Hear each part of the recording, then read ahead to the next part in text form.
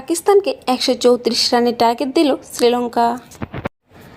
কামিন্দু মেন্ডিসের 50-র সুবাদে সুপার ফ্লোরের তৃতীয় ম্যাচে পাকিস্তানকে 134 রানের টার্গেট দিয়েছে শ্রীলঙ্কা। এদিন টস জিতে প্রথমে লঙ্কান অধিনায়ককে ব্যাটিংয়ের আমন্ত্রণ জানায় পাকিস্তান। অধিনায়ক সালমান আলী আগা। মঙ্গলবার 23শে সেপ্টেম্বর বাংলাদেশ সময় রাত 8:30টায় দুবাই আন্তর্জাতিক ক্রিকেট স্টেডিয়ামে বল মাঠে গড়ায়।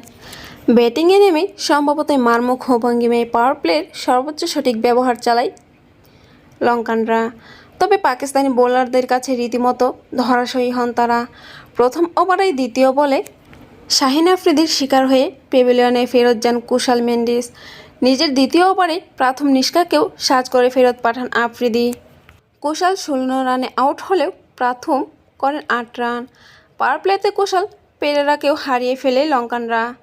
হ্যারিসরফের শিকার হওয়ার আগেও এক ছক্কা ও এক চারে 12 বলে 15 রান করেন তিনি। এরপর 19 বলে 20 রান করে দলীয় 58 রানে বিদায় নেন অধিনায়ক আশালঙ্কা। ক্রিজে নেমেই পরের বলে হুসেইন তালাতের পরে উইকেট রক্ষকের হাতে ক্যাচ তুলে দেন দাসুন সানাকা। এরপর ওয়ানেন্দু হাসারাঙ্গাকে নিয়ে বিপদ কাটানোর চেষ্টা করেন কামিন্দু। তবে 13 বল 15 রান করে দলীয় 80 রানে বিদায় নেন হাসারাঙ্কা। লড়াই চালিয়ে যান কামিন্দু। দলের সংগ্রহ 120 রান পার করে বিদায় নেন তিনি।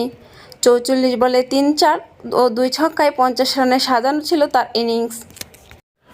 অন্যদিকে চাপের মুহূর্ত ক্রিজ আঁকড়ে ধরে 21 বল 17 রান করে শেষ পর্যন্ত অপরাজিত ছিলেন চামিকা করুণারন্তে। পাকিস্তানের হয়ে 28 রান খরচায় 3 উইকেট নিয়েছেন শাহিন। 18 রান খরচায় 2 উইকেট নিয়েছেন হুসেইন তালাতের। আর 37 রান খরচায় 2 উইকেট নেন হ্যারিসরফ।